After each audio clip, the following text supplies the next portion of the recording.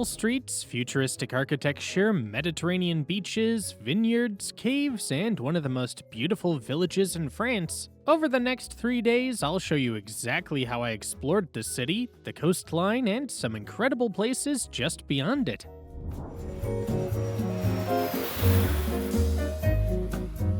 Along with a few tips I picked up along the way. Hit subscribe and let's get into it.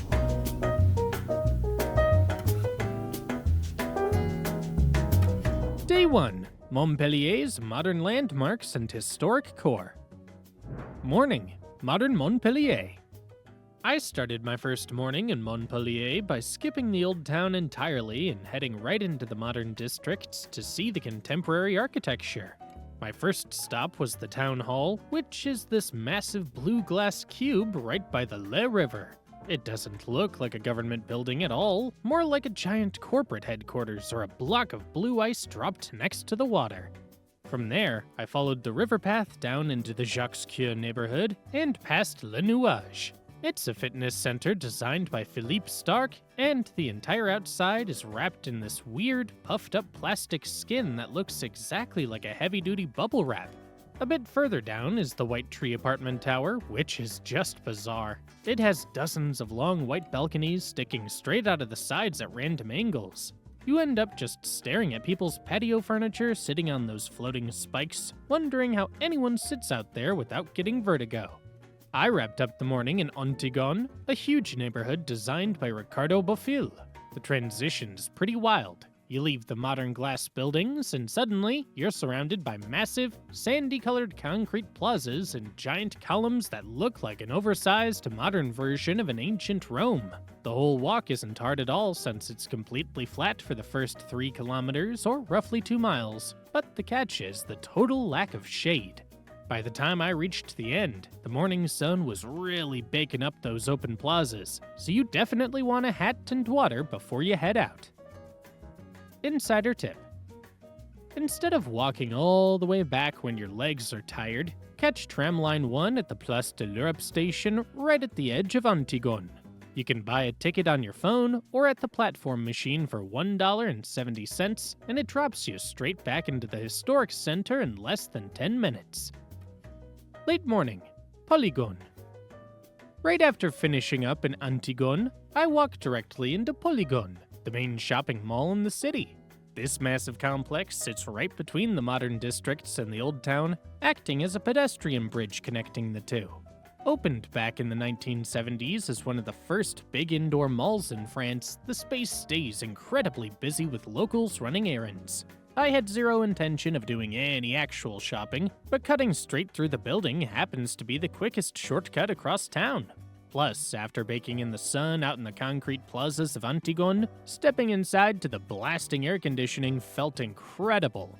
The path leads past the standard clothing boutiques and cafes, and the second you exit the far side, you leave the commercial mall behind and pop out right at the edge of the historic old town. Insider tip. When entering from the Antigone side, you start on the lower level of the mall, but make sure to take the escalators up to the top floor before exiting. The upper doors open directly onto the flat ground of the main historic square, which saves your legs from having to climb a massive flight of concrete stairs outside. Place de la Comédie. Stepping out of the mall puts you right into Place de la Comédie, which is the main square and the central hub for the whole city. The space is completely pedestrianized and absolutely massive, filled with street performers drawing crowds and locals meeting up for coffee. The main focal point at the far end is the Opera Comédie, a heavy stone theater built back in the 19th century that anchors the entire area. I didn't bother going inside because this was really just a quick pass-through stop for me on the way to the historic core, and the lively energy out on the pavement was much more interesting than the theater lobby. The historic town begins right at the edges of this square, making it a quick, easy landmark to navigate by before you dive into the maze of older streets. Insider tip. Look down at your feet near the center of the square to find the Three Graces fountain. The one sitting out in the open is actually a modern replica. The real 18th century marble original was moved inside the lobby of the Opera House right across the square to protect it from the elements, and you can wander in to see it for free. Walk through the Écusson. Leaving the main square behind brings you straight into the Écusson, which is Montpellier's historic old town. The massive open plaza instantly shrinks down into a dense web of narrow, shaded alleys, where the old stone buildings are built so close together they block out most of the sun. I didn't bother trying to follow a specific map or strict itinerary through here because the street layout made no sense to me. My approach was just to pick a random lane, start walking, and let myself get turned around. You end up stumbling across hidden courtyard entryways, tiny independent clothing shops, and quiet little squares where people are sitting outside drinking espresso. It's a fantastic area to get lost in for an hour, and because the zone is entirely blocked off from cars, you don't have to constantly dodge traffic while looking up at the architecture. Insider tip. Keep an eye out for the trompe-l'oeil murals painted on the sides of the old stone buildings. There's a famous, incredibly realistic one hidden in Place Edouard Adam that mimics a classic building facade so perfectly that you'll find yourself walking right up to the wall just to check if the balconies and windows are real or just flat paint. Afternoon. Lunch at Les Sac Halls. By lunchtime, I walked over to Les Sac Halls, which is a big, modern-covered food market located just outside the old town streets. The ground floor is packed with active vendors selling raw seafood, cheese, and meats, while the center of the hall is lined with counter-service food stalls where you can grab an actual meal. The best part about eating here is being able to wander the aisles and pull together a lunch from different counters on the spot. I ended up grabbing a seat at the seafood counter for a plate of fresh oysters from the nearby Toll Lagoon, and followed that up with a slice of savory meat pie from the bakery stall next door. Mains and lunch plates at the stalls generally run between $12 and $25. The space feels like a true neighborhood hub, so you end up eating right alongside office workers and locals doing their daily grocery shopping. Fabre Museum. After lunch, I headed over to the Fabre Museum, which is the main fine arts museum in Montpellier. The galleries hold a huge collection that covers everything from old European masters like Rubens to impressionist paintings by Monet, along with a massive wing dedicated to contemporary abstract art. I'm not usually the type to spend hours inside galleries, but the collection here is genuinely impressive, especially the dramatic, large-scale classical works that dominate the main walls. The setup makes it incredibly easy to just walk through and see the main highlights without getting lost or bored. The rooms flow logically from one historical period to the next, which kept me engaged the whole way through without triggering any major museum fatigue. A general entry ticket costs about $12, and staying inside for an hour or two gave my feet a much-needed break from the pavement before I headed back out into the sun. Insider tip. Make sure you find the rooms dedicated to Pierre Soulages, a famous French artist known entirely for his outre noir paintings. These are massive canvases covered entirely in thick layers of black paint, but the museum designed special gallery rooms with specific lighting that reflects off the texture, creating different shapes and shades depending on exactly where you stand.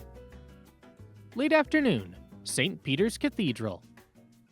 Leaving the museum behind, I walked a few minutes deeper into the historic center to find St. Peter's Cathedral. Even with all the old architecture around, this building hits you completely differently.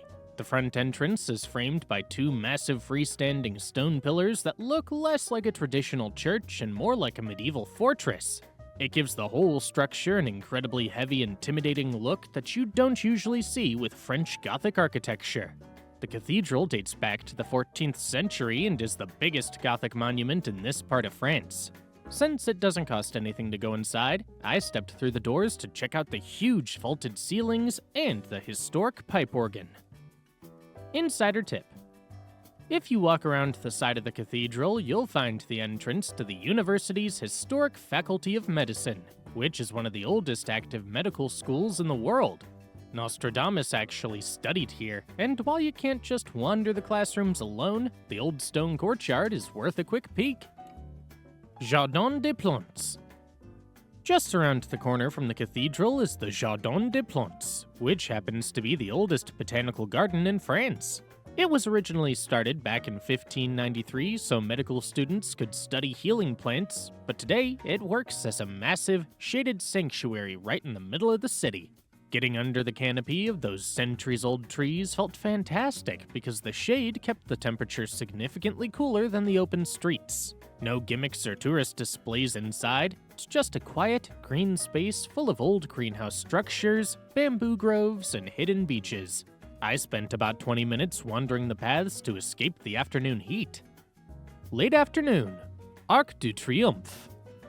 From the botanical garden, it takes less than 5 minutes to walk up the hill to Montpellier's Arc de Triomphe. Built in the late 17th century in honor of King Louis XIV, it marks one of the old main gates into the historic center. It's obviously nowhere near as massive as the famous Arc in Paris, but I actually preferred it for that reason. You can stand right up against the stone to check out the detailed carvings and royal crests without getting pushed around by crowds of people trying to take selfies. The Arc basically acts as a grand gateway that opens up directly into the park on the other side.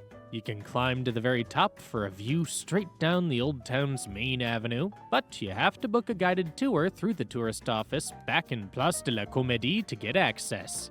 Tickets for the tour cost about $13, and it's the only way to get past the locked door at the base. Peyrou Gardens Viewpoint. Just beyond the Arc, you walk straight into the Peyrou Gardens. This is a massive elevated stone plaza centered around an equestrian statue of Louis XIV, and it's a popular spot for locals to hang out toward the end of the day.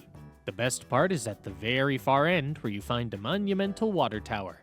From the edge of the stone terrace, the ground drops away and gives you a clear view across the rooftops of Montpellier and out toward the distant hills. Right below the viewpoint is the Saint-Clément Aqueduct, a double-tiered stone structure built in the 18th century that used to carry drinking water from the city from source springs over 14 kilometers away. It looks like an ancient Roman ruin, and I stayed there to watch the sun start to go down behind the arches before I left to find a dinner spot. Evening, dinner at Le Couperet. For dinner, I headed into the Saint-Roch neighborhood to find Le Couperet. Look, I know it sounds ridiculous to go to a Texas-style smokehouse when you're in the south of France, but this spot had been on my list for months because locals constantly rave about their meats.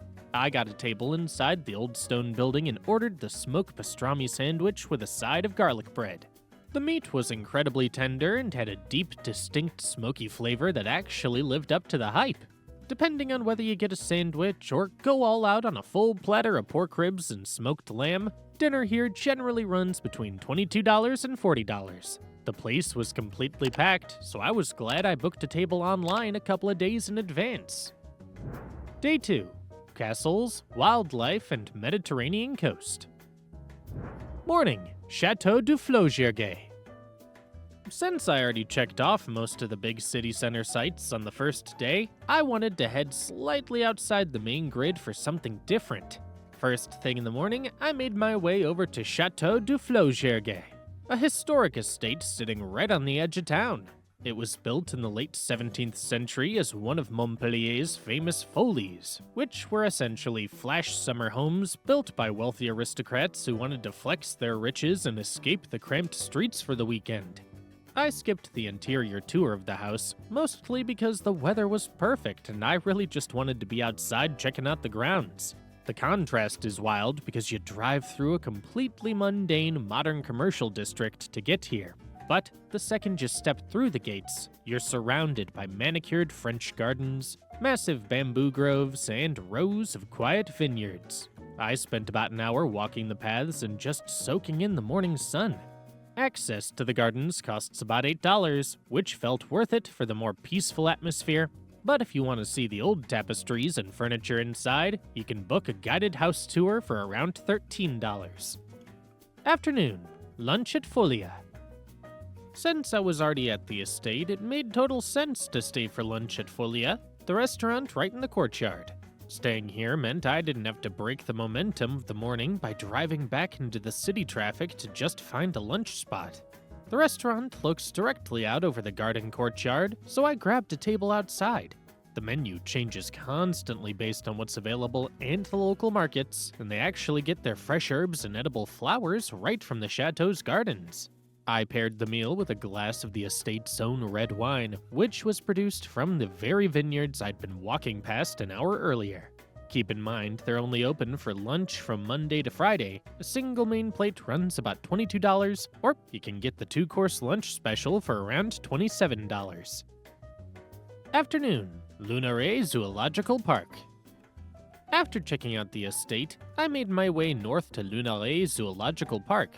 Look, usually when a city zoo's completely free to enter, you expect a depressing concrete setup with a couple of sad goats.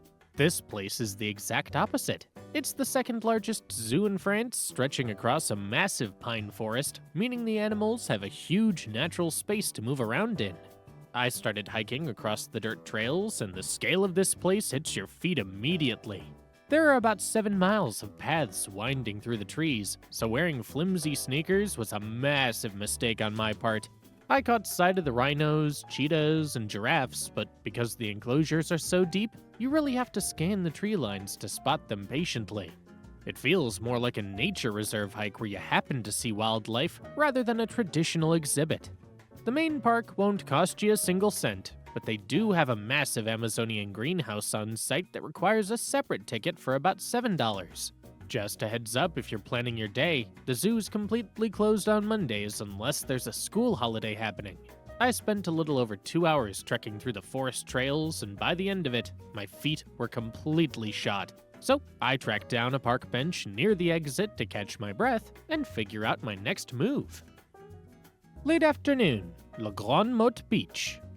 I wanted to end the day by the Mediterranean, so I drove out to Grande-Motte Beach. It takes about 25 minutes to get there from the zoo, making it the fastest way to hit the coast without burning a whole day driving down the French Riviera. When you first pull up, the town hits you like a weird architectural shock.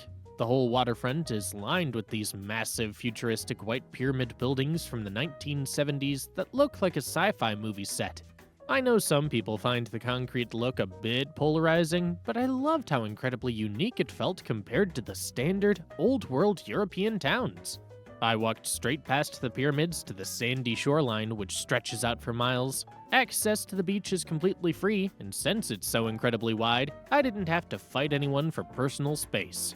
If you want to do more than just walk along the water's edge as I did, there are plenty of options. You can rent a paddleboard or windsurf rig at Plage du Écusson if you want to get out on the water, or you can grab a drink at one of the private beach clubs that set up sunbeds right on the sand.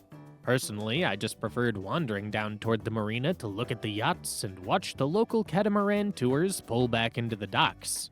After running around a chateau and trekking through a forest zoo all day, having nothing to do but listen to the waves and watch the boats come in was exactly what I needed.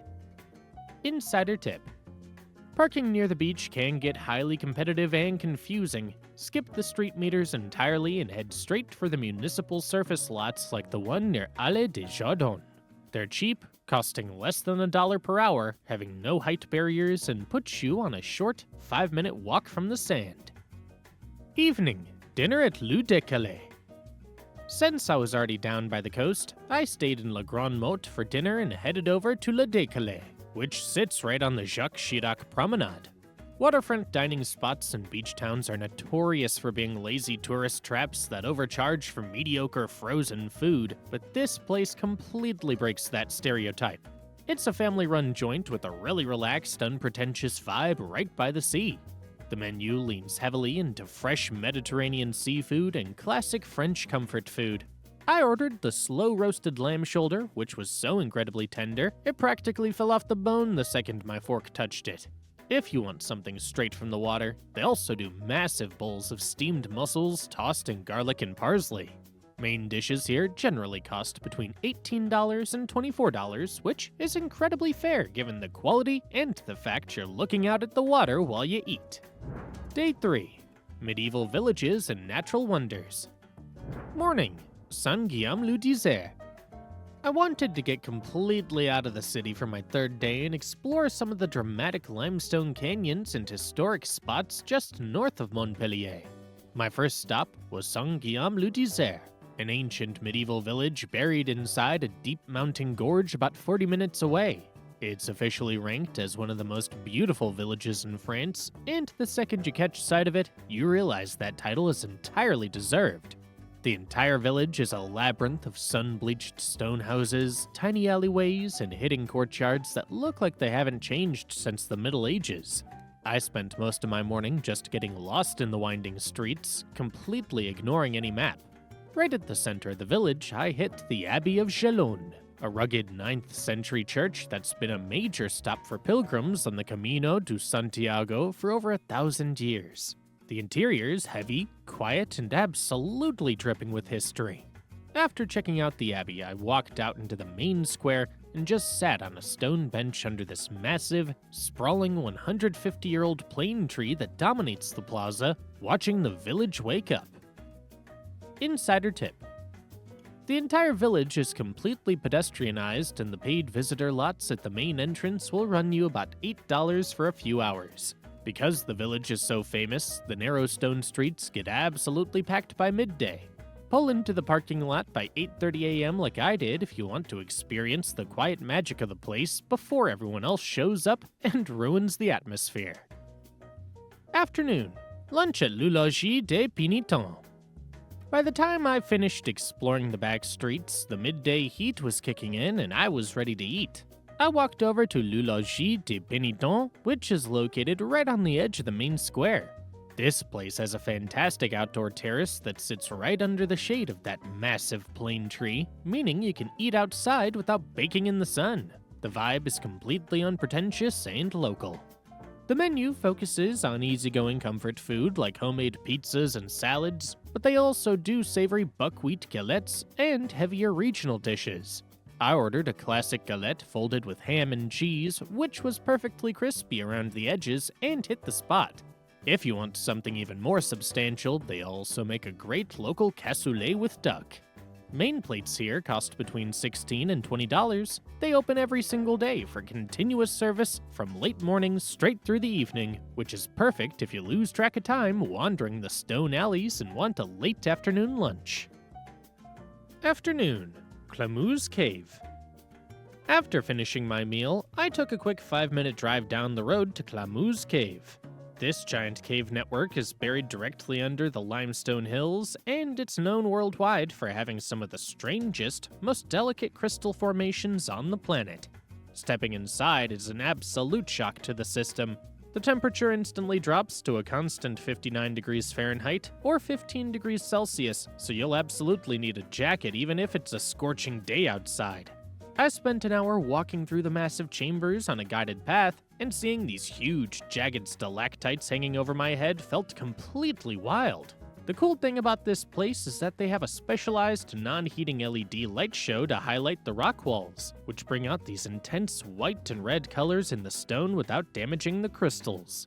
An adult ticket costs $16, and they're open every day from 10:30 a.m. to 4:30 p.m. It takes an hour to complete the walk, and even if you think you've seen enough caves in your life, the sheer scale of the main cathedral chamber here is worth the entry fee alone. Late afternoon. Devil's Bridge.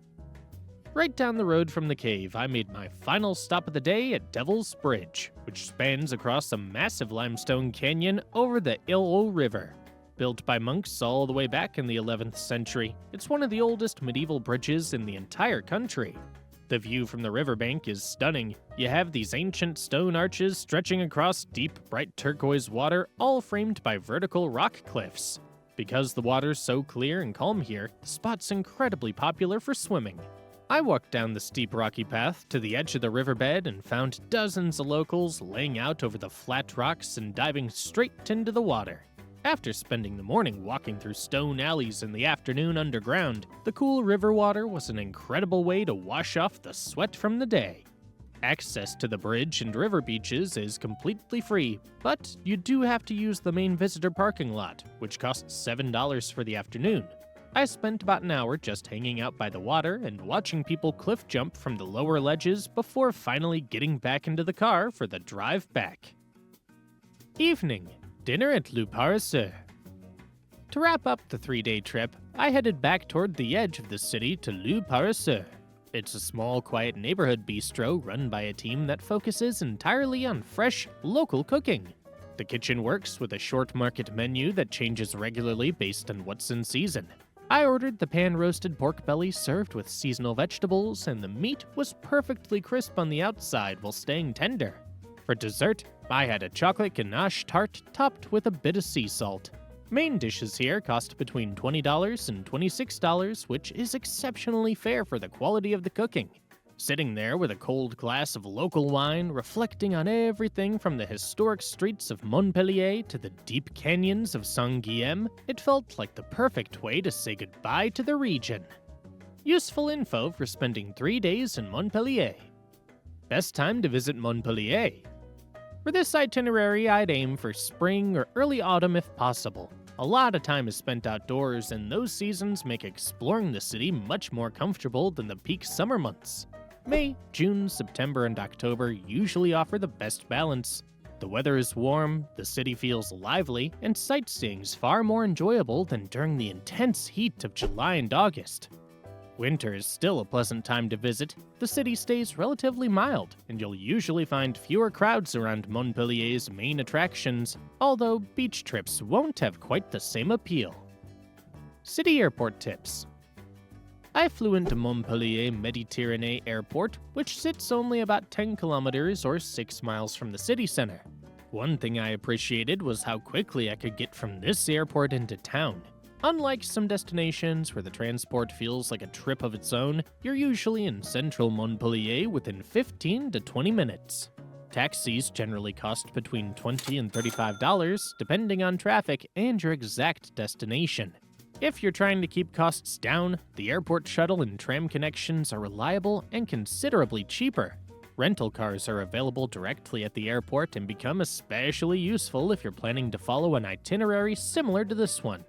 While Montpellier itself is easy to explore on foot and by tram, having a car makes visiting places like Saint-Guilhem-le-Désert, Clamouse Cave, and the surrounding countryside much more convenient.